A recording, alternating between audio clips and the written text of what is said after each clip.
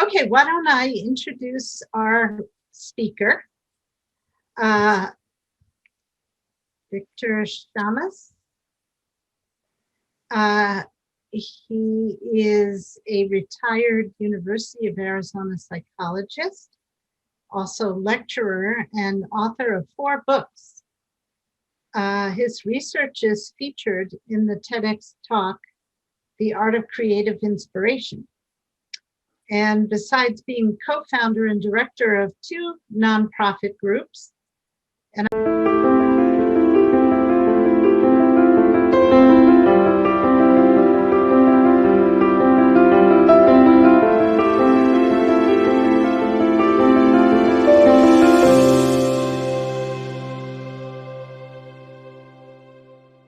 I know how much work that is, being director of 1.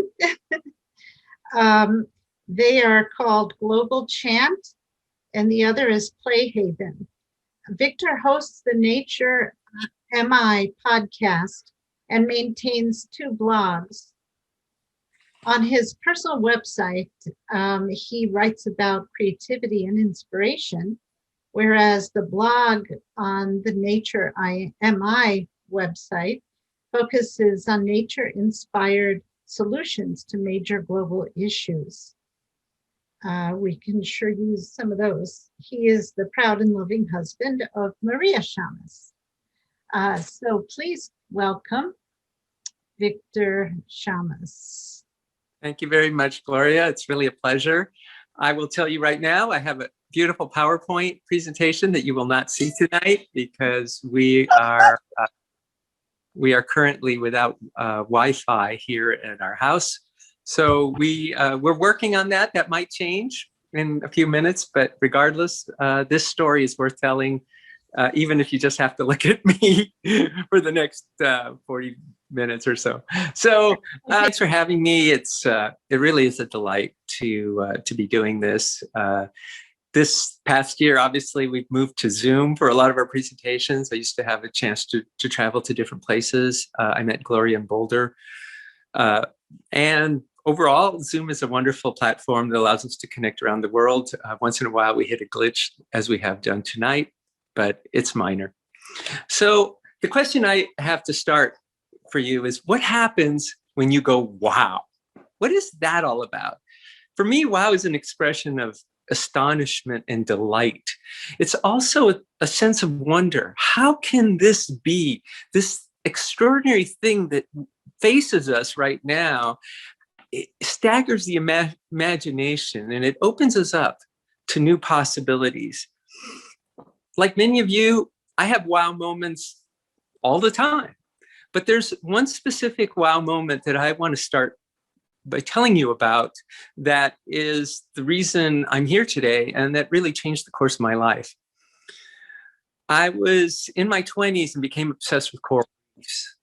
During that time, I decided to leave behind my home in the Pacific Northwest and my career teaching chemistry at a college up in Washington State and go to the South Pacific in chase of coral reefs.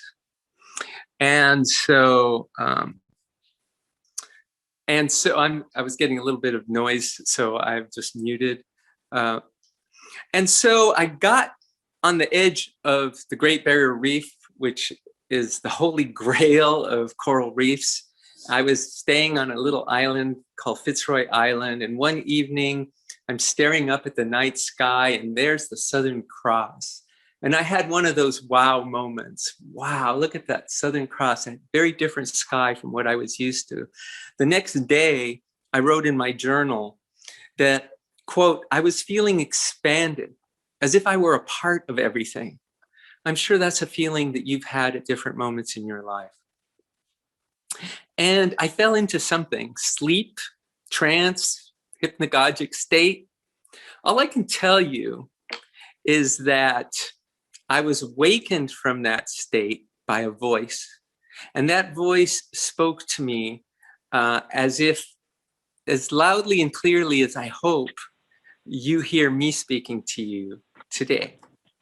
And that voice said, "You are greater than you ever imagined." That was my wow. You are greater than you ever imagined. It was wow. Because at that moment, everything changed for me. My life direction changed, my path, where I chose to live. I knew that greatness had something to do with creativity and creative power. And I knew I had a glimpse at that moment, because I wrote it in my journal, that I was going to be writing a book one day about creativity. At the time, I was a chemist. I had no psychology background. I didn't know how to do this, but I knew that that was my fate. And 3 decades later, that ended up to be the case. So what is this greatness we're talking about? This greatness that is inherent in the human character, in you and in me.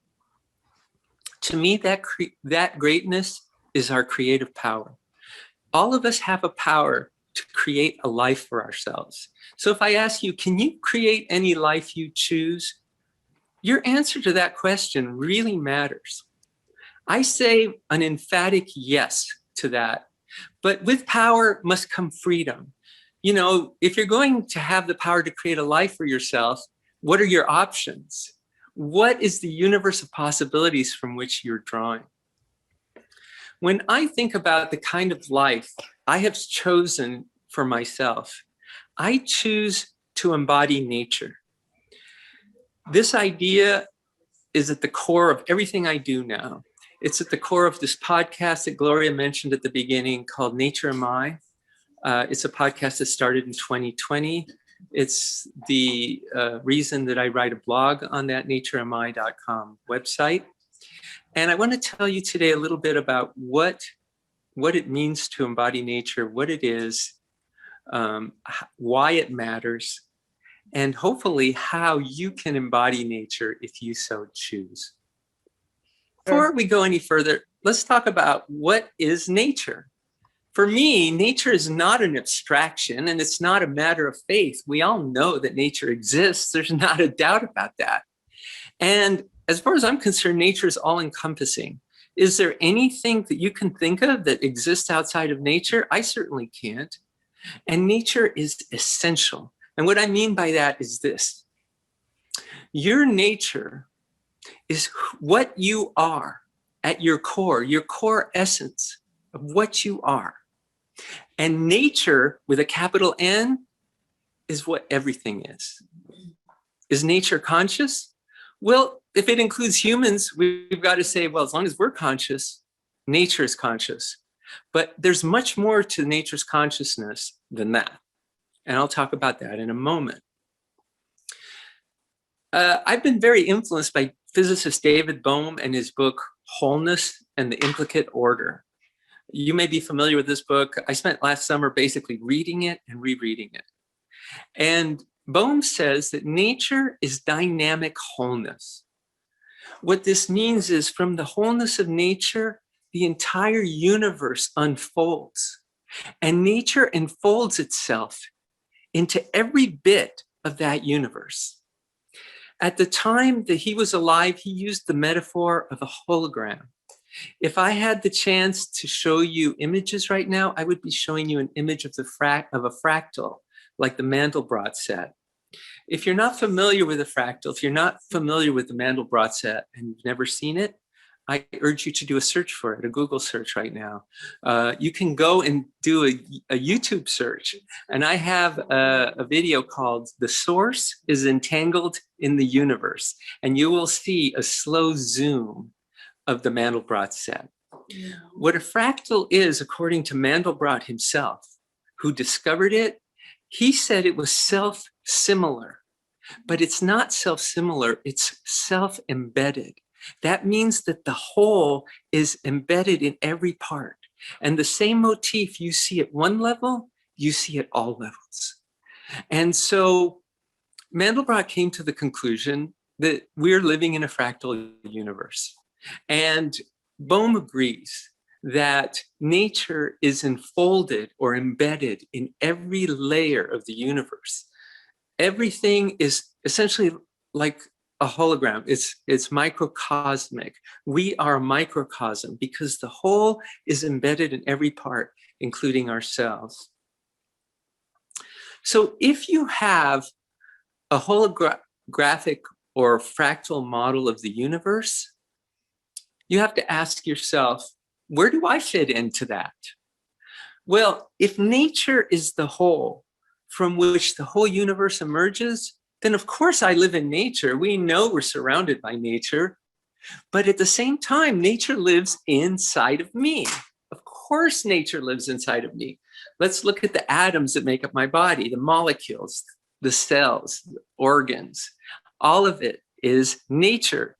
So how could I not be nature when everything smaller than me is nature and everything bigger than me is nature? When you say that nature lives in you, what you're saying is that you live with genius. You coexist with genius. The Romans had this idea of genius as this attendant spirit that is present in us from birth. Nature is that. Think about the fact that your heart right now is beating and your lungs are drawing in air and breathing out carbon dioxide, and what you had for lunch got turned into muscle fiber and got stored as energy in your body. And all of these things happened without your volition or intention or any of it. Something, someone, some consciousness is looking out for you right now. And the reason this consciousness is genius is that you and I have a hard time. As a psychologist, I can tell you, you and I have a hard time keeping two things in mind at the same time. Meanwhile, the genius of nature within your body is orchestrating trillions of events simultaneously. You know, one of my friends and colleagues, Elizabeth Sahtouris, who is an evolutionary biologist, likes to say that each cell in the body has 20,000 recycling centers. That means that at every moment, new molecules are being created from some combination of existing molecules. We know that new cells are being created on a moment by moment basis. So there's trillions of events being orchestrated by this genius that lives within us. And Einstein, who, you know, in many people's minds is the image or epitome of genius, said, "Great spirits have always encountered violent opposition from mediocre minds." When I was in college, that quote was very popular on posters that you would see on college dorm room walls. I went to a party at somebody's house, this young woman, and I saw that poster and I said, "Great spirits have always encountered violent opposition from mediocre minds. I guess that must make you the great spirit, right? Because who's going to admit to being a mediocre mind?" And she looked at me with some astonishment. She said, "Why, I'm both." Ah, that's what Einstein meant, that there is a mediocre mind and a great spirit living within each of us. And there's a bit of opposition between the two. Why is that? Well, what do we do as human beings? We make distinctions. We build boxes. We build boxes to separate I from you, day from night, up and down, all the categories and concepts, all the mental representations that make up our world. And one of the things that we have done is separate ourselves from nature in doing that. If you look at a dictionary, I've got Oxford Languages here.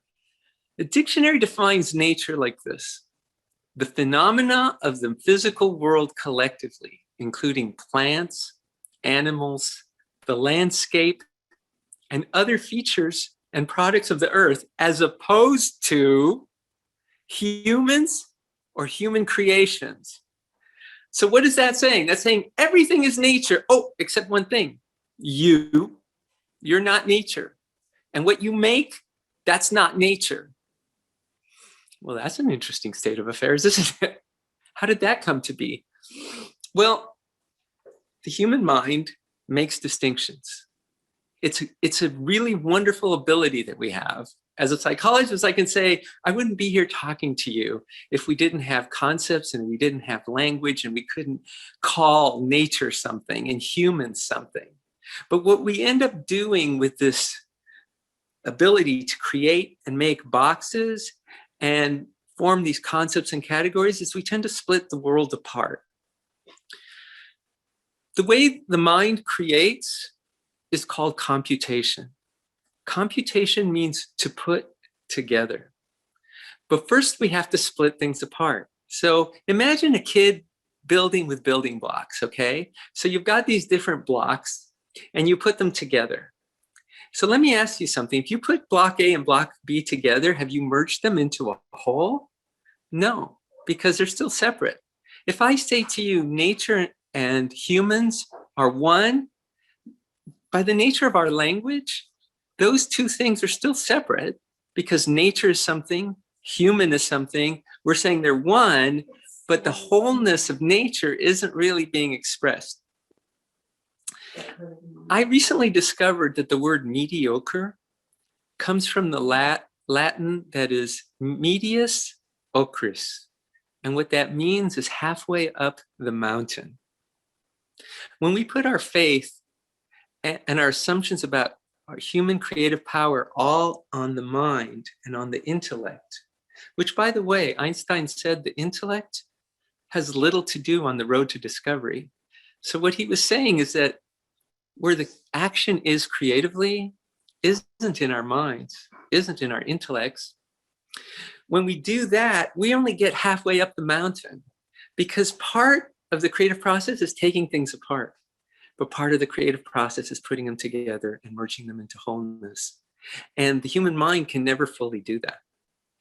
We are told, you've probably heard this trope many times, that creativity is thinking outside the box. Boy, I thoroughly dislike that. And I'll tell you why. Because let me ask you this, what's creating the box in the first place? Of course, it's our thinking, it's our minds. That's what our minds do.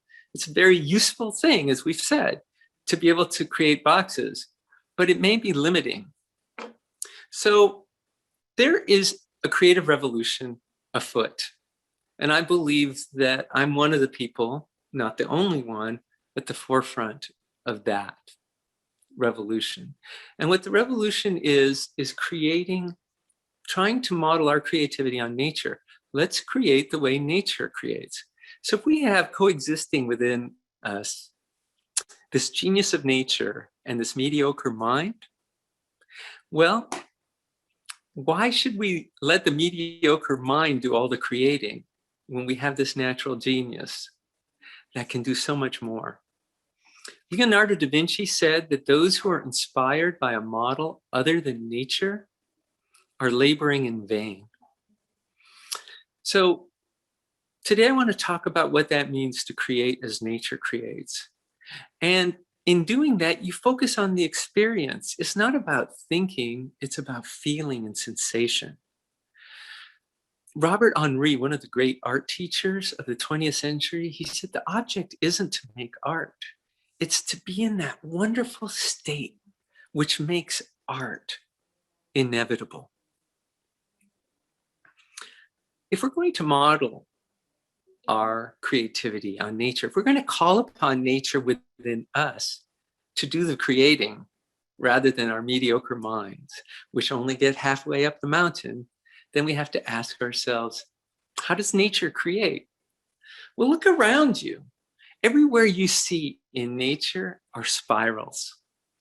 You see spirals in galaxies and hurricanes. You see it in water being flushed down your toilet. The muscle tissue in your heart, if you look at it through a microscope, is spiral shaped. Many bacteria are spiral shaped. Spirals are everywhere. And so the way nature creates is the spiral dance of creation. The two merge into one, into wholeness. And from that wholeness emerges two. From two comes one, from one comes two. You see it everywhere in nature. Merging into wholeness. If you could look at this PowerPoint I had prepared for you, I would show you right now an image, an animated video of the moment of conception. The two, the genetic material of the father and the mother coming together to form a new whole, a new essence. That part of the essence of each parent comes together to form a new whole. You see it in nuclear fission. Two hydrogen atoms come together to form a helium atom. You see it in plate tectonics, where there's subduction, where one of the plates, the landmass of the Earth, will actually go back down into the mantle and be recycled, turned back into pure, whole magma. Also emerging from wholeness. You see emerging from wholeness everywhere. You see it in nuclear fission, where radioactive materials split into smaller parts. Volcanic eruption, where a whole complexity of landmass comes from the magma of the Earth. Or of course in childbirth, what was once part of the mother's body is now a separate entity, independent in the world. The Freudian psychologists, just to note, say that the fundamental powerful statement that is embedded in our psyches is mommy and I are one, because at one point that was true for all of us. So if you're going to let nature be the creative force within you, one of the things we have to do is integrate the mediocre mind and the great spirit, integrate human and nature. There are many examples out there of people and cultures who know how to do that. And today I want to talk about the culture that I was raised in, because I really think that that culture is spectacular at it. I was born in Havana, Cuba. My family left when I was 1. Although my family left Cuba, Cuba never left us. From my earliest childhood, we would go visit relatives in places like Miami. And I met these extraordinary Cubans throughout my life. One of the things I always heard growing up about was the Cuban spirit, this ineffable thing called the Cuban spirit. I want to tell you a little bit about what the Cuban spirit is to me. If you've ever met any Cubans, you know what I'm talking about. I am going to talk about my dear friend, who I consider to be like a brother to me, Jorge Porrata. Jorge, the moment I met him, I knew he was a Cuban beyond a shadow of a doubt. When Jorge laughs or smiles, he does it with his whole being. He's one of the most loving, joyous presences that you will ever meet. He beams at you. When he says hello to you, he says it with a little laugh in his voice like this. Hola, hola. I can't even mimic it, but it's one of the most beautiful things. I went to see him in Portland, and he walked right up of a tree. Like it was just the easiest thing in the world. And every day, Jorge shares beauty with the world on social media. He puts out these beautiful little drawings on social media. He's one of the most generous people I've ever met. You see this generosity in the Cuban spirit. I've always seen it. People who have virtually nothing will give you what little they have. So I asked Jorge's help in 2020. I said, I want to know what Cubans consider to be the Cuban spirit, the Cuban character. And we surveyed a group of Cubans, both living on the island and many expats. What we found were 2 dimensions of the Cuban spirit. One is passion for life, of course, and the other is a deep connection to nature. So let's talk about a little bit of that. I want to tell you about my tia Victoria, my great aunt, who was one of the most vivacious, joyful people I've ever had the pleasure to be around. When I was age 9, she came to visit, and her presence was like It was like a force of nature had arrived. And when she talked to us, she always talked about two things: amar y gozar, to love and to enjoy.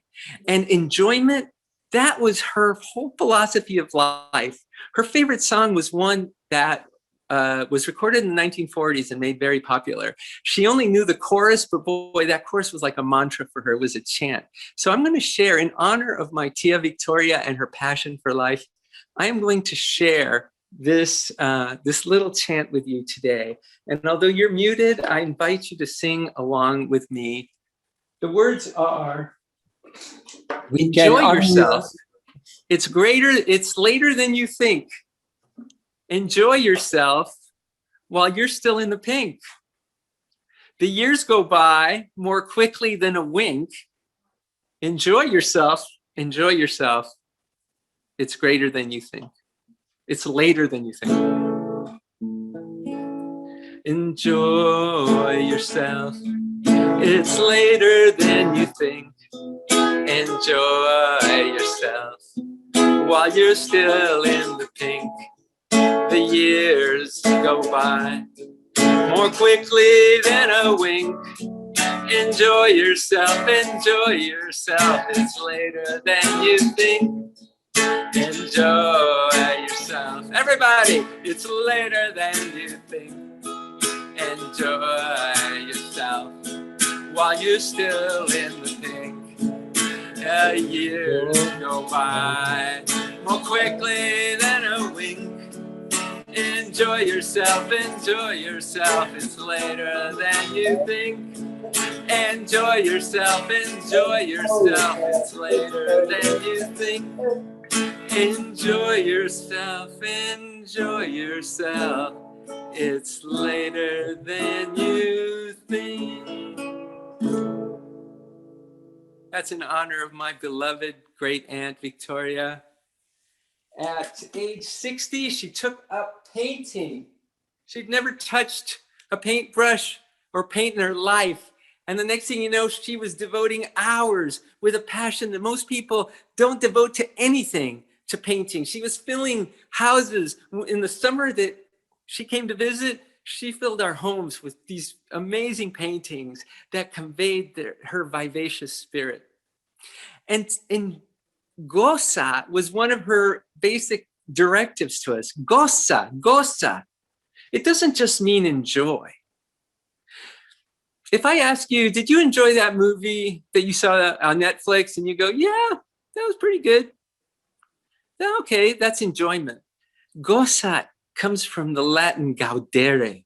It means to rejoice. That's enjoyment on steroids, my friend. That is enjoyment on steroids.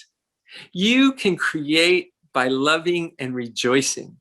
And that is exactly what you see in the Cuban Spirit.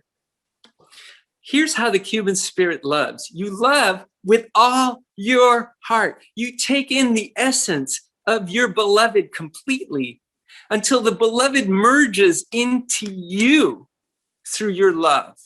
Do you understand that? You take in something so completely that it's part of you. Rumi has a wonderful poem. It's one of my favorite poems. It says, soul of the world, no life, no world remain, no beautiful men and women longing, only this ancient love circling the holy black stone of nothing, where the lover is the love, the horizon, and everything within. Do you know what it's like to be so open, so receptive to somebody else's essence that you take it into yourself as your own and it becomes you? That love is really profound, because what I'm talking about today is how you embody nature and apply it to your creativity. And the first thing you have to do is do that spiral dance of creation, just like you see all over nature. You are going to take in the essence of the beloved completely until it merges into you. How does the Cuban Spirit rejoice? Well, that's easy. You give your essence completely to the beloved, until the beloved emerges from you, imbued with your essence. When I rejoice in you, I create you in my awareness as an entity in and of yourself, as this beautiful being that you are. In Hindu scripture, it says, the universe was created of joy, by joy, for joy. William Butler Yeats said, all joyous or creative life is a rebirthing of something not oneself, something which is created in a moment and perpetually renewed. As a man, I know the feeling of joy that comes when I ejaculate my essence into the beloved. That may be a little graphic and sexual for you, but that is a fundamental part of nature. And I can tell you that that ejaculation of my joy and essence into the beloved is how I create. That's how I create. That's how the Cuban spirit creates. You create with your whole essence. If you look at my dear friend Jorge's creations, they're imbued with it. They're imbued with his joy. You can see his whimsical humor and his playfulness in what he creates. The Cuban spirit rejoices by giving itself completely in total generosity.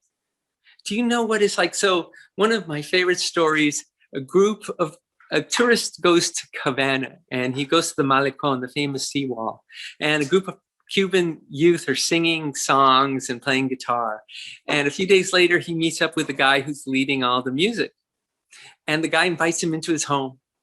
He goes into his home. It's a little nothing apartment that's barely like ramshackle. There's an open closet with 3 shirts hanging in it. And at the centerpiece of the whole room is a 45, an old-fashioned vinyl record of the song Hound Dog by Elvis Presley. And the guy said, Hound Dog, that's one of my favorite Elvis Presley songs. And the Cuban man says, here, take my record. Take my record, the one prized possession that he has, and he gives it to you.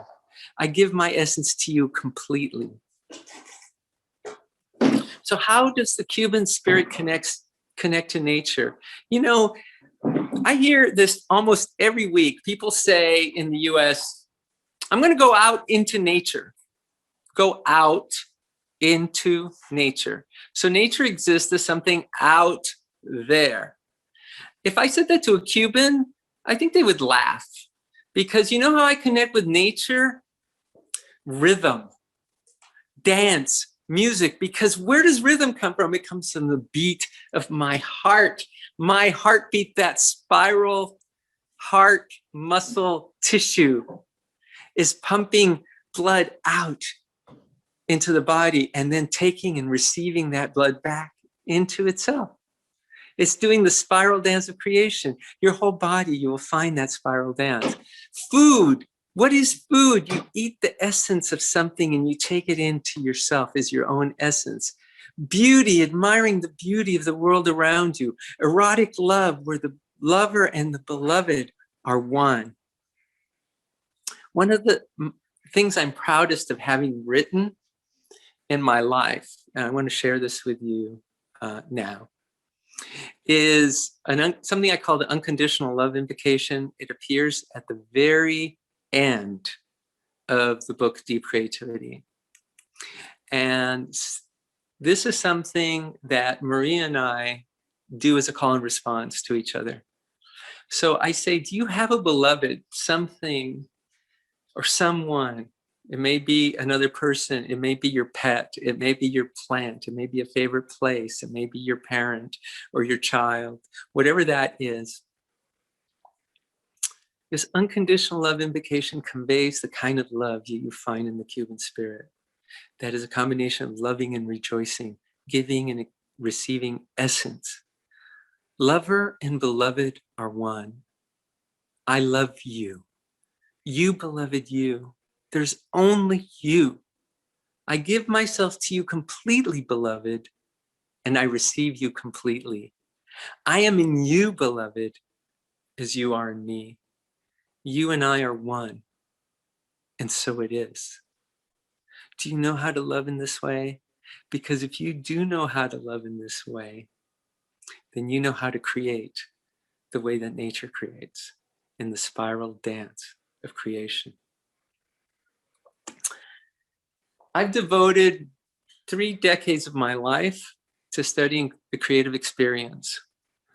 Recently, as Gloria mentioned when she introduced me, I did a TEDx video, a TEDx talk. You can find the video on either YouTube or on my website called The Art of Creative Inspiration. And I want to tell you what inspiration means to me. But first of all, let's look at the meanings of the word inspire. Inspire comes from the same root as spirit. Recently, we saw the Pixar film Soul. Maybe you've seen that movie. If you've seen that film, the premise is that there's a spark of inspiration in every person, and that spark is embedded in your soul before you come into the world. So the whole idea is completely immaterial. And I'm moving away from that myself personally, because I, as a Cuban, want my spirituality not to be separate from the material world. Materiality and spirituality are integrated. The Cuban spirit is very earthy and sensual and physical and loving and joyful and appreciating of this moment, and recognizing that the essence that I exchange with you is the only essence that there's ever existed. There's only one essence in the universe. This is a fundamental yogic idea, and Cubans live it.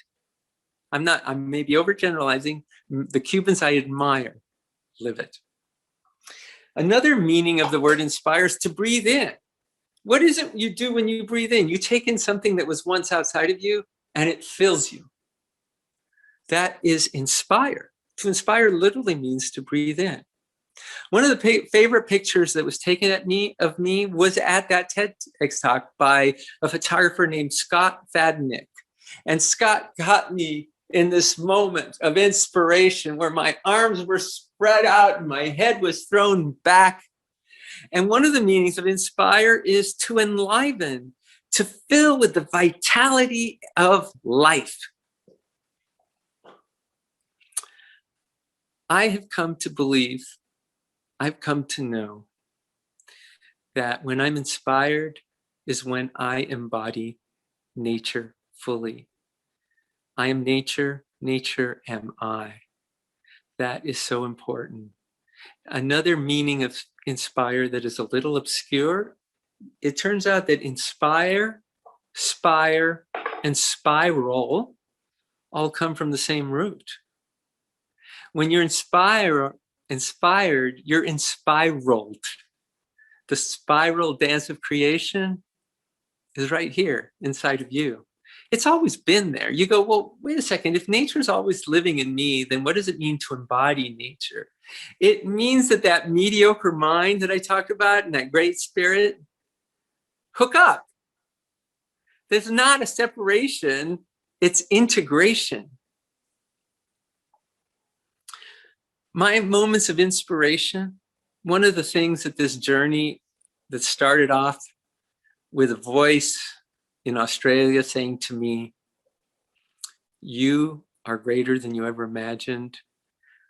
Well, where that led me is to increasingly have this experience that I call inspiration, this experience of embodying nature. This is why I've come to talk with you today, because for me, it's the greatest feeling in the world. And so I would love if you could feel a little of what I feel during my moments of inspiration. What I feel is that whole spiral dance of creation within me. Nature am I am nature, nature am I, nature lives in me, I live in nature. This is an integration. And when you embody nature, who's your beloved?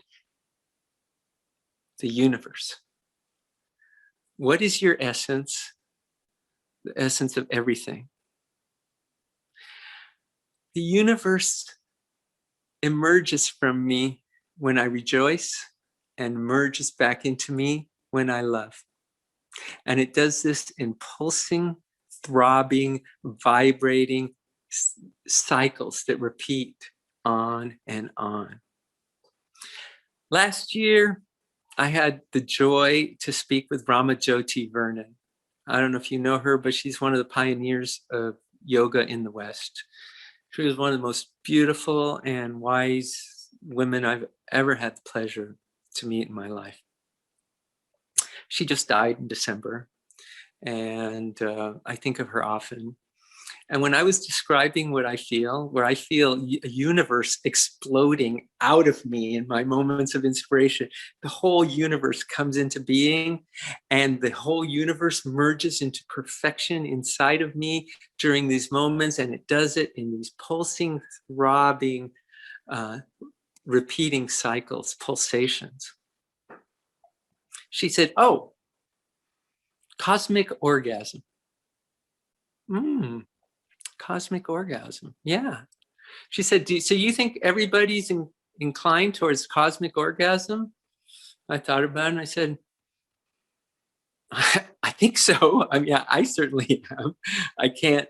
And I believe that if you really immerse yourself mindfully in your moments of ecstasy and bliss and delight, your ecstatic, orgasmic moments, you will find that every such moment is a moment of cosmic orgasm. There is nothing else. You lose yourself in that moment. What happens to you when you disappear in those moments of climax? Where do you go? You know, what's interesting is when I've interviewed people, musicians and different types of artists, and so many of them say, you know, I don't know where I go. It's this mysterious place, and I don't know how things come through out of me, but it's this magical, mysterious process that happens. To me, creativity is lovemaking. That is a fundamental realization that, and I see my friend Aryan, who is a wonderful artist, giving me the double thumbs up. Creativity is lovemaking, and the spiral dance of creation is unfolding in my body at every level and in every cell and in every part of my being. And in moments of inspiration, you and I have the power to create an entire universe. That's not hyperbole. I don't say this lightly. I'm telling you from my direct experience that this is true. In our moments of profound inspiration, you and I create a universe, and a universe merges into us. And this happens in throbbing, pulsing vibration. Why do we laugh? Why do we laugh? You know, oh, because something's funny. Well, why does something funny make you do that particular thing? There's a pulsing vibration of breath that happens when you laugh, right? This is the spiral dance of creation is happening in all kinds of ways around us at all times, and we may simply not be aware of us. But the point is, if you live this way, where your lovemaking is your creation and you create by embodying nature, by taking on this spiral dance, so that spiral dance is happening within you, it's a really sexy way to live your life. But at the same time, it's a very powerful way to live, because what you create, what you're capable of creating, your innate birthright is to create an entire universe, not just little bits and pieces. The mind creates by shattering the universe into little bits and simply combining them. That's not what nature does. Nature creates an entire universe by embedding itself in it. This is what physicists are telling us. Why do you think there's a mind-body problem? Why do you think we can't figure out if light and matter are particles? Are there waves? Because the wholeness of nature is embedded into every part, which means that matter and energy are particles, and they're waves, and they're more than either. My whole life, I've wanted to connect myself and to connect others with our essential innate power. You are greater than you ever imagined. Those are the words that drive me in my life. And I feel that if you and I can do that, if we can connect with our innate power, our true creative power, the living, breathing genius of nature that is embodied and embedded within each of us, there is absolutely nothing we cannot create. But we have to understand how the whole thing works. A whole universe in my moments of inspiration is emerging from me and merging into me. How do I get to keep some subset of that and create it for myself? When I wrote Deep Creativity, at the end of that book, I concluded that everything that ever was or ever will be is here right now. The whole universe is already here. The only thing that happens is that we catch little bits of it in the butterfly net of our awareness. And what we choose to catch has to do with a lot of factors: our intention, our vision, what we want to catch, what we know how to catch, what we have the knowledge and the training to catch. So if you can create a whole universe, and it's not a matter of belief for me that you can, it's a matter of knowledge, because I've felt it, I've experienced it, I live in that space, I'm living in that space now. You say, what do I choose to create? If I can create a whole universe, what do I choose to create? By the way, one answer to that is I choose to create a whole universe because it feels good. But if I want to catch some subset of it, I'll tell you what I want to create. That's right. I want to create paradise on earth. That has become my mission statement. Yeah. And what is paradise? If you look up the word paradise, the origin of it is a playground. It comes from ancient languages like Greek, and even more ancient languages than Greek. And it means an enclosed park or playground. For the Greeks, paradisos, I hope I'm pronouncing that correctly. If those Greeks in the audience, ancient Greeks especially, please don't take offense, meant the playgrounds of kings and gods. And the way we play, the way I like to play, is by embodying nature, by being fully connected to nature. And in that play, I can create a whole universe. I think that we're at a very interesting time in human history. Obviously, things are serious and things are dire.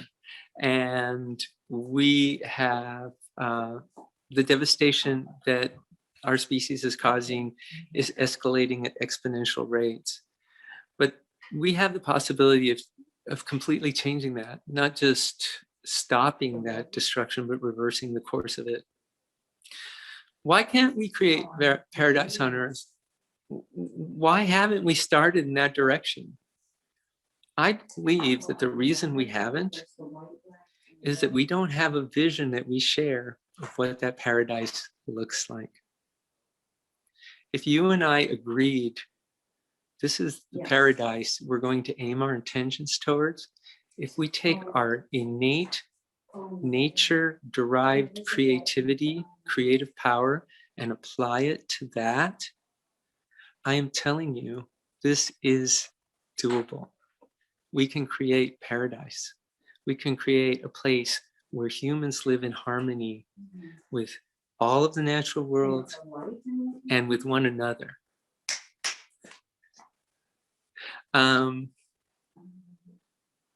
So, interestingly enough, if you go to my Nature in My blog, my natureinmy.com, and you click on the blog, you will find a new blog post that I posted today.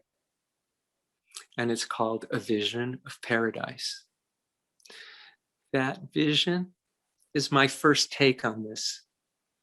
It's my first take on what would it look like if we assumed that there's only one essence. You and I share the same essence of being, the same nature that lives in you, lives in me. And we live by that idea. And we create a world for ourselves that is based on that idea of one shared essence. What would our technology look like? What would our day-to-day lives look like? How would we eat? How would we dress ourselves? How would our homes look like, our houses? We haven't created paradise yet because one, we've kind of put our emphasis on this kind of creativity, thinking. And I have found that creativity isn't. The creativity that really is powerful isn't about thinking outside the box. It's about living outside the box, living beyond the bounds of what that box can do. And that brings us back to the power of wow. Wow is a mantra. When you say wow, that's a mantra. What is it? Why do you say wow? What does it mean, wow? It means that your awareness is being expanded at this moment by something. Yes. It's a way of saying, I see something that wasn't obvious to me before. I'm aware of more than I was aware of before. And I am. It's an exclamation of aliveness. Wow, I am alive. I am more fully aware than I was. We have owls nesting a few feet from our doorstep right now. And every day I walk out, I see them, I hear them, and I go, wow, wow. There's so much that can make us go, wow, in this life. And wow expands our awareness. It transcends our normal limitations. It's a total meditation, a total meditation. And so I invite you to go, wow. That's what I invite you to do. And then I also invite you to read my vision of paradise and tell me, what's your vision? I really want to know. How does it align with mine? What should I tweak? What can we do? Do you want to work together to create a shared vision of paradise that we can implement in concert together with possibly people from all over the world? And then we all share this one aspiration.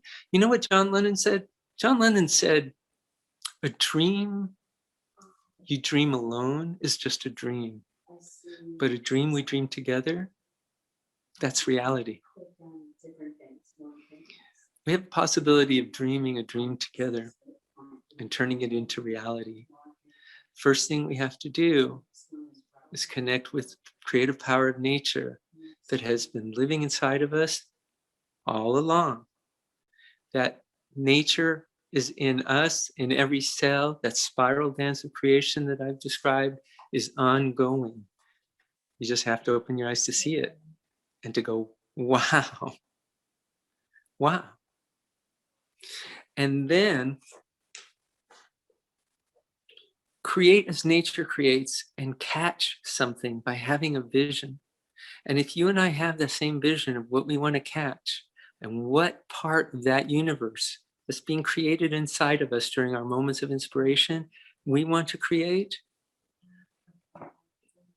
it's doable. This is attainable. I'm not talking about pie in the sky.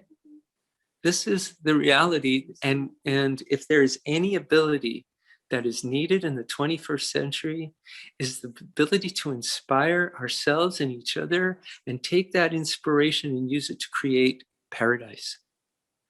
We have to do this. You know why? Children, grandchildren, nieces and nephews, generations yet unborn, plants and animals, species are going extinct. There's beauty. When I got to the Great Barrier Reef, I saw beauty that took my breath away. And I tell you with deep sadness in my heart that that reef is dying now. It's getting blanched. Those coral are disappearing. And many of the life forms that inhabited and depended on that coral are going away. There's so much of this beautiful, fragile world that has disappeared in our lifetimes and is going to only accelerate in its disappearance. By the way, the owls are hooting in acknowledgement right as we speak. And so at this point, the only thing I want to say to you, finally, I want to open this up to discussion and questions, is I have two websites, victorshamas.com. I have naturemi.com. The blog that just came out is on naturemi, but I post regularly on both. I have 4 different books, the last of which was Deep Creativity. And if you go to victorshamas.com, you'll see that I put up a little gift for anybody who's attending today, which is that if you buy Deep Creativity, I will give you my first book, The Chanter's Guide, and free shipping. So if that's something you would like, great. And most importantly of all, I really welcome questions, comments, discussion. Thank you.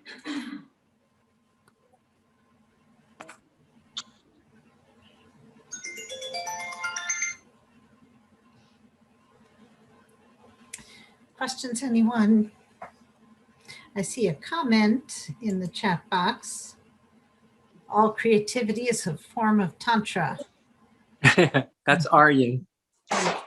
Yes, because creativity is a total body experience. We have focused on the intellect in understanding creativity. As a psychologist, I've seen it. Creativity is equated with thinking, but it's just as much or more so feeling and sensation. It's as much or more so sensuality and love and joy. And so he's right. You know, what is Tantra but an awareness of our physicality and our desires and how sacred that is, because the whole is embedded in our bodies at every layer. When we have desire, desire is an opportunity. Desire is an opportunity to connect with nature within us. Nature's calling us, whether desire is bathroom break, by the way, which I'm sure some of you are having those desires, or food or beverage, hydration, whatever, sleep, sex, whatever it might be. There's an opportunity for a powerful connection. So if you want to live inspired, when you go to the bathroom, the next time you go to the bathroom, be aware of you giving your essence out into the world. It's a release of essence. We think it's waste. It's not waste. We're flushing down the toilet. We should be feeding the earth with our excrement. On Estes, in the space station, they drink their pee-pee.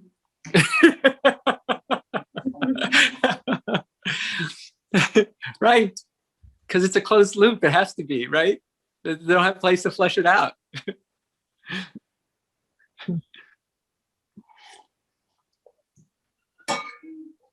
Anybody else have any comments or questions? Don't be shy. Come on. Loosen up, Americans. What is that light in your background there, Aryan? It's the same light I had on the floor in my studio. Oh, very cool. And it goes with your voice. Come on, guys. Breathing, feeling. Feel the fear and ask it anyway. You did great, Victor. Thank you, sir. I appreciate that. Sure. And whoever is talking in the background. Oh, that's my lovely wife. She's been trying for since the beginning of this to get our Wi-Fi back up. But what she doesn't realize is it hardly matters now. I will put up the PowerPoint and do a little audio recording of it, so you can get the feel of what's the whole thing supposed to be like, the whole gestalt that you didn't get today. Got it. Too bad, man. I spent a month working on that PowerPoint. Oh man. Have you thought of doing a podcast and just interviewing interviewing creatives and people who live the energy. Yes, I'm doing this podcast, Nature Am I, and so far it's been a very wide spectrum of guests that I have on the podcast. We had Joseph LePage, who's the founder of integrative yoga therapy. Most recently, we had Marcin Jakubowski, who, if you don't know, is certainly not an easy name to say, but if you don't know Marcin Jakubowski, you should, because he's devising something called open source ecology, where he's designing a global village construction set, the set of 50 tools that every community needs to be able to continue the standard of life, the comforts of modern life, to be able to create them from the earth and twigs beneath your feet. So he's designing the tools for closed loop, environmentally sound and empowering technology that any community can set up, and that community will be able to essentially build his house from earth bricks, will be able to print circuits from silica that exists in the sand and dirt right in our own environment. If you check out episode 12 of the podcast, it's quite extraordinary. And Aryan, yes, I want to feature more artists. I want to talk about nature inspiration, how inspiration and nature connect. And I would welcome you, for example, to come and talk to us. So yes, absolutely. This is, we've been all over the place. Evolutionary biologist named Elizabeth Satoris, a wonderful interview she did with me. A guy who is a pioneer of the eco cities, Richard. Oh my gosh! Please don't let me forget his name. I'm blanking out on his name, but a really brilliant guy who's devoted his life to a vision that has never been manifested yet, which is the creation of these eco cities. And I love the story. It sounds like he's tilting at windmills, but I think he's not. I think that one day the eco cities that he's envisioned are going to be a reality. And some elements are already being incorporated. Just the whole vision hasn't ever been pieced together yet. Yeah. So I'm very, very excited about that. I'm also very excited about this, vision of paradise on Earth. Why not? Why not make a thrust in that direction, right? I mean, if we don't do it now, who's going to do it? And when are they going to do it? You said it's playground, and I always think of Heraclitus. Man is most nearest himself when he is with the seriousness of a child at play. Beautiful. They're in the flow state, so. Right. Beautiful. Heraclitus, right on, dude. Yeah. Anything else? Anything else? Hi, Amy. Yes, Victor. Oh, is that Bill? It's Bill. Hi, Bill. It's getting dark over here. I'm sitting outside. It's hard to make you out, but I see now. Yeah. I'm in nature now. I went out to nature.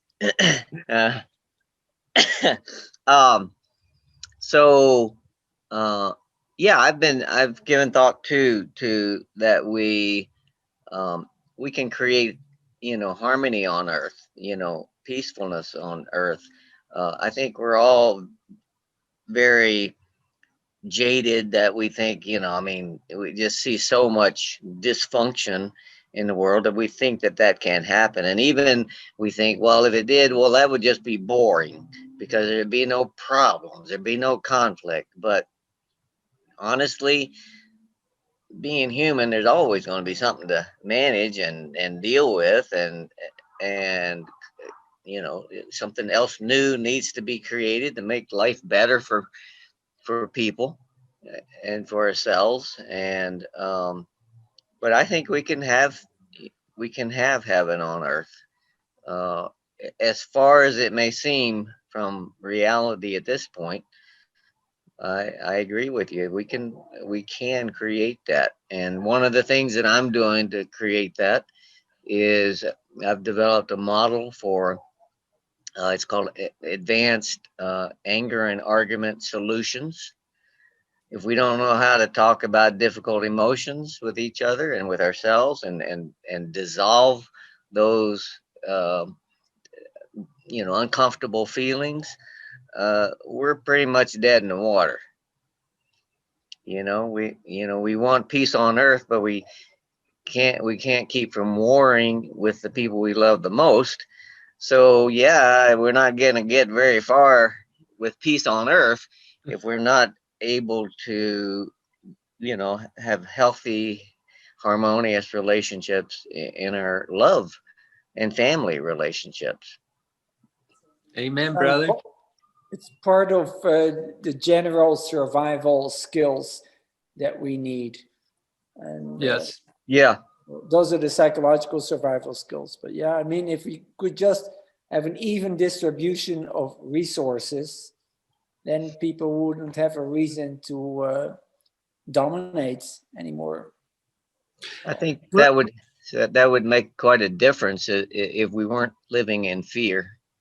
Yeah, survival mode. Sure. And you mentioned heaven on earth, and one of the interesting things about that is that many of the world's traditions, wisdom traditions, have predicted that in this century, heaven on earth is going to happen. If you look at the predictions of the Joe Ray community or some indigenous cultures, some Asian cultures, they all predict that. The Dalai Lama has said that one way or another, this is the century where war becomes obsolete. I mean, one way or another, right? Either we transcend it or we destroy ourselves. And either way, war becomes obsolete. But he had a very hopeful view of it. And so do many of them. And so you go, how is that possible given where we're at, which is in a place where there's a lot of division, there's a lot of hostility, there's a lot of separation in the world. And remember, the human mind is really good at creating separations as distinctions, but we also have this power innate within us to bring it all together and to merge into wholeness. That wholeness, the whole point of this is that wholeness already exists. The wholeness of nature is living in us. We just have to connect up here with the rest of us in that wholeness. And I see that as the art that it is, where there's room for growth in humanity, is the ability to become a little more adept at creating the way nature creates and loving the way nature loves, essentially merging and emerging, giving and receiving of essence, and recognizing that there's only one essence. So the question, let's see, I'm trying to remember the name of the guy who was at one point the head of Noetic Sciences. And he Mitchell, the founder? No, not Mitchell, but he wrote a book called co-wrote a book called Willis Harman. Yeah. And Willis Harman, towards the end of his life, started something called Pathfinders. And Pathfinders was the idea, here we are, point A, and we're trying to get to point B. And boy, it sure looks like, a rough go from point A, where we are, to point B, where we aspire to be. And he was interested in, how do we get there? How do we create the path? How do we find the path that goes from there? And we have to. Someone said that the longest journey you will ever take is from here to here. Right on. Maybe that's how you get from point A to point B. Yes. I think that the pandemic has inspired quite a lot of creativity, particularly in people who are privileged enough to be able to stay home. Yes. So many people I've talked to have been, inventing new recipes and doing all kinds of creative things. Well, yeah. The other thing which is important to know, that we are genetically programmed that we enjoy helping others, and how people find themselves these highly interdependent scenarios, and people are actually, you know, feeling that their lives are more rich because they're interacting more by helping others. Yes. The helper's high. Yeah. Victor, I want to thank you for this talk. I've been, following you along for many years and chatting with you and so forth, and read all your books. And this vision of heaven on earth, I know there's many spiritual leaders, particularly Thich Nhat Hanh, that says, just take one small step and you're there. I think it's a matter of consciousness. Mm-hmm. And the world will not be changed. You have to change yourself. And like you mentioned, you went into that tonight. And I'm also remembering an amazing a feminist teacher named Starhawk. And Yeah. she's written a book called Spiral Dance. So I think she's on the same wavelength. And she also wrote a book, which you may or may not know. It's called The Fifth Sacred Thing, which is her vision of utopia. And, Wow. Yeah. Well, I'm honored to even be in the same conversation with her, and it's great to see you, Jo Beth. So thanks for being part of this. Yeah, it was fascinating. I'm thinking of this saying, there are three things in life we can control. And I can only think of it. There would be attitude and effort, but I guess the third one might be vision. And that's what you're alluding to too. We just have to have the paradise vision, and based on that, align our effort and our attitudes. So it's the we. We really have to focus on the we. Yeah. Yeah. Well, there's the famous Gandhi quote that he really never said, which is, be the change you seek in the world. Unfortunately, he never really said that, but it's wonderful. Or be the change you wish to see in the world. But I arrived at a similar conclusion. One of my 10 tenets of deep creativity is all creating is becoming. And so you want to live in paradise, you embody it. Paradise is here. And well, I'm a very blessed man. You see, I get to live with my beloved, Who just took care of the Wi-Fi. Who just took care of the Wi-Fi. Hey! Too little, too late, but we're glad. So anyway, hey! Hi. So I get to live with my beloved, with the owls hooting a few feet away from us, and Right now. And so there is, paradise is here now for me, and that's a good place to start. Find it here. Find it now. One of my many mantras is here and now, baby. Here and now. I mean, if it's not here and now, where is it? Woo! If not now, then when? If not here, then where? Somebody was trying to chat. Well, Maria and Victor, it's only a matter of time before you guys start running tantric couples retreats in Hawaii. Wow. How did you know? It's so eerie. I like this from Jo Beth. You're obviously so connected, aligned. So thank you. Happy for you. Well, and I will say this is a totally unrelated to this topic, but maybe partially related, is that we didn't see it coming. We weren't looking for it. We didn't see it coming. When Maria and I met, we were both like, oh, we're good. I'm good with my life the way it is. She was like, I'm done with all these crappy relationships. And, wow. and a year and a half later, we were married. So life is what happens when you make other plans. Yes, exactly. You should say bye to everybody. Yes. Hey, David, don't you have a question? David? Say something. Your mic is off. Say at least hi. I want to hear your voice. Hi. That's not David. Hi. I don't know who you're talking to. Maybe me? Oh, this is my mom, Sarah. Hi. Oh, hi, Sarah. Hi, Erin. How are you? Very well. Aryan. It's a very name. Thank you. Hi, Amy. Let's see who else. Zira. Zira. I went away for a few minutes. Hi, Aryan. Hi, Victor. Hi, everybody. Hi. Great to see you. Hey.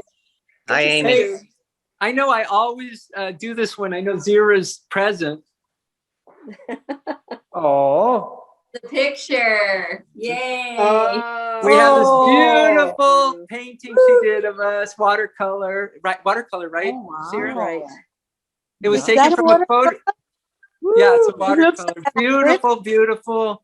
It sits on our mantle. It's one of Thank our you. prized, cherished possessions. Wow, you look like Tom Cruise. Well, It's the that's all sunglasses. attributable. That's all attributable to the artist.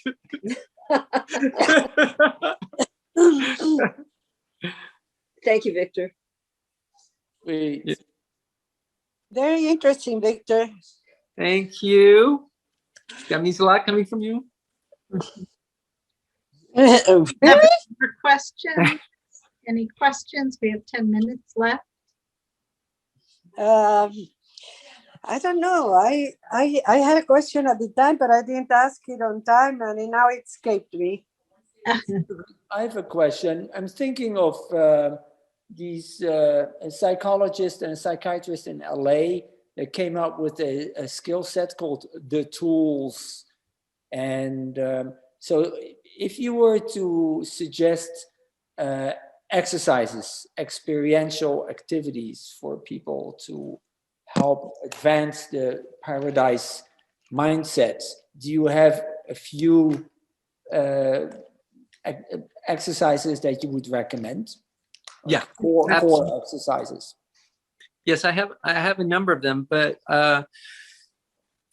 one of the things I was hoping to show you tonight was this animation of the torus. You know, torus, like a donut-shaped energy field.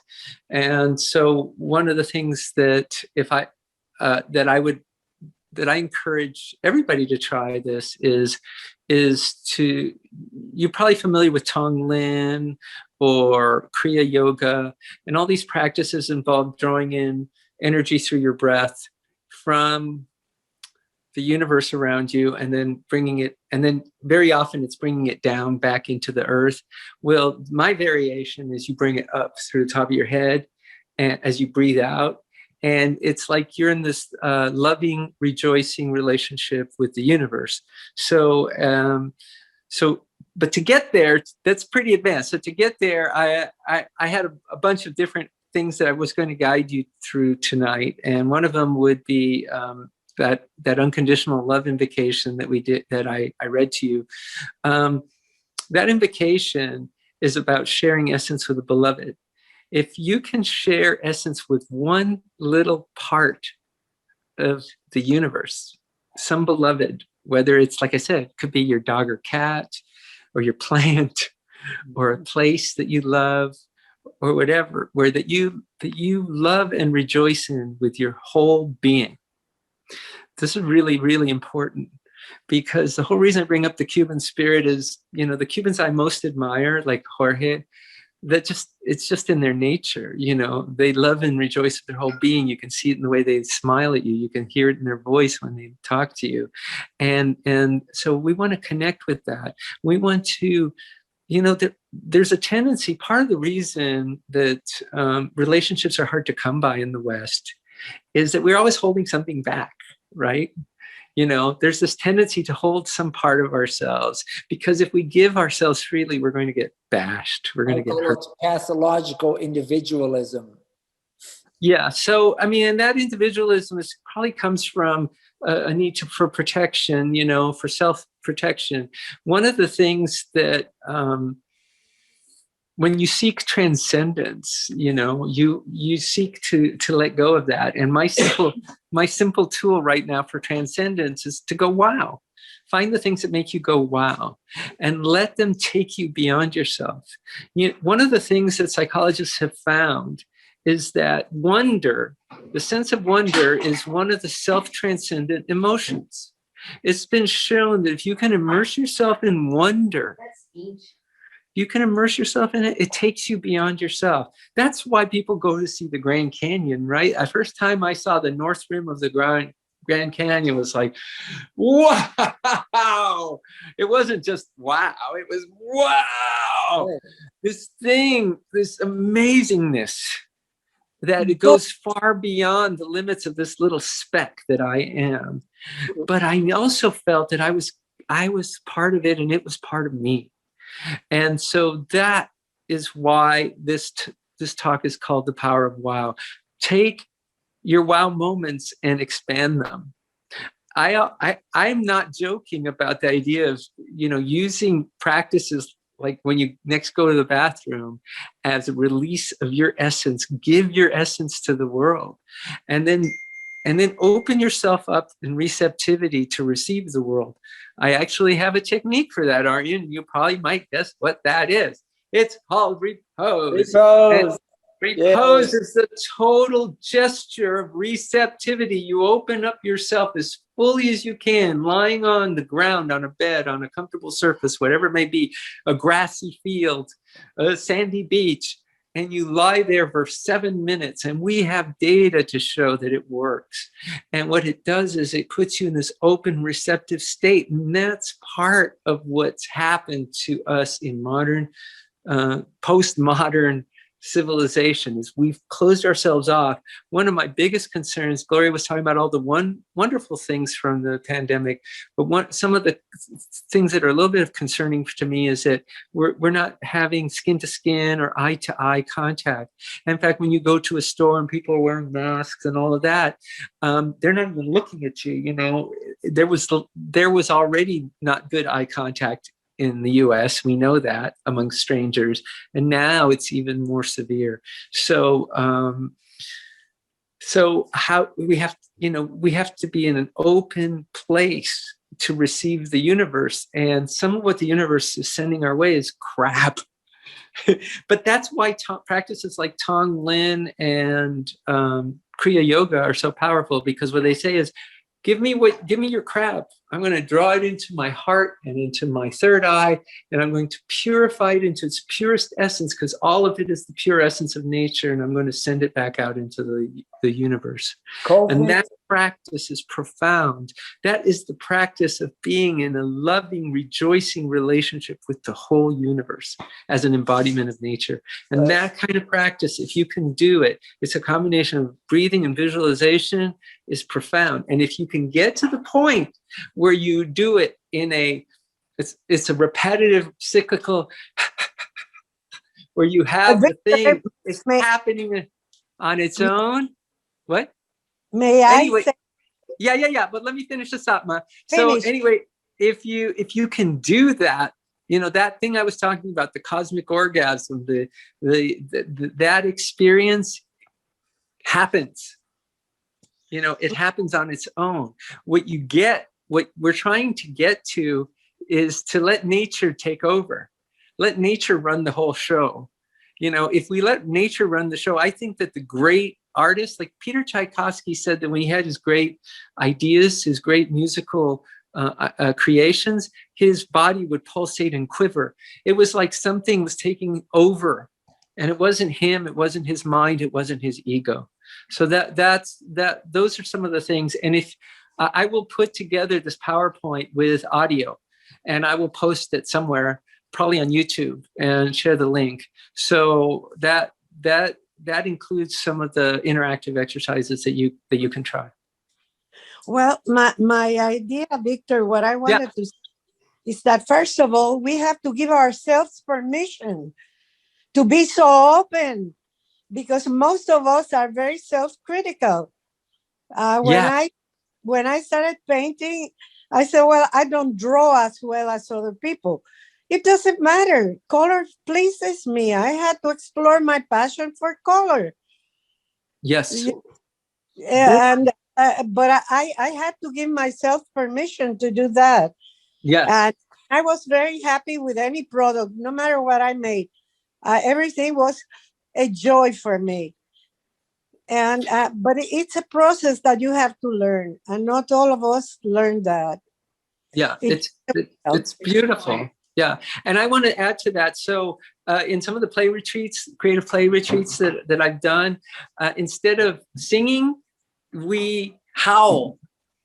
Instead of coloring, we scribble. We're cut loose because the idea is less about what you produce than the experience you create. The product comes later. The idea is to connect yourself with that moment of inspiration. And as an artist, I know that you've probably had those moments where it just flowed out of you, and you don't even know how this came to be. Or why.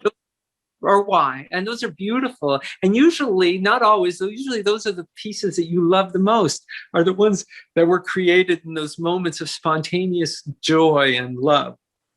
Well, I am a full Cuban, so I love everything. And incidentally, my Aunt Victoria that I talked about is my mom's aunt. And the day that she died, my mom had chest pain. And it turned out that, and she went to the hospital, and it turned out, right, that the chest pains probably weren't yours. They were probably hers, because she died of a heart attack. So that's the kind of connection that you had with her. I was very connected to her. Yeah. We were very similar in many things. Yeah. So, thank you, Victor. I'm going to leave the meeting because I think we're all going to leave, right, Gloria? Yes, I just wanted to mention that there are several chats thanking you and mentioning how inspired they've been from what you've said. And I wanted to add to that. And also, here's the book, Deep Creativity. There's a lot of recommendations and wonderful information in it. So you can find it on Amazon, I'm sure, right? I think that's where I got it. Oh no, I got it at your talk in Boulder. Yeah, if you get from my website, for one thing, you get some of the gifts that I'm offering, like the free copy of the book. You also don't have to pay shipping. So you're really better off going to victorshamas.com if you want that book. victorshamas.com. Well, thank you, Victor. It's, I'm sorry that your PowerPoint couldn't be shown, but I think it was a really wonderful, lively, and inspiring talk. And there's lots more people thanking you through chat and saying, wow. So this has been a moment of wow for a number of people, evidently. So thank you so much. And thank you all. We'll see you again. Thank you all for taking part. It was really a pleasure. And I look forward to staying in touch.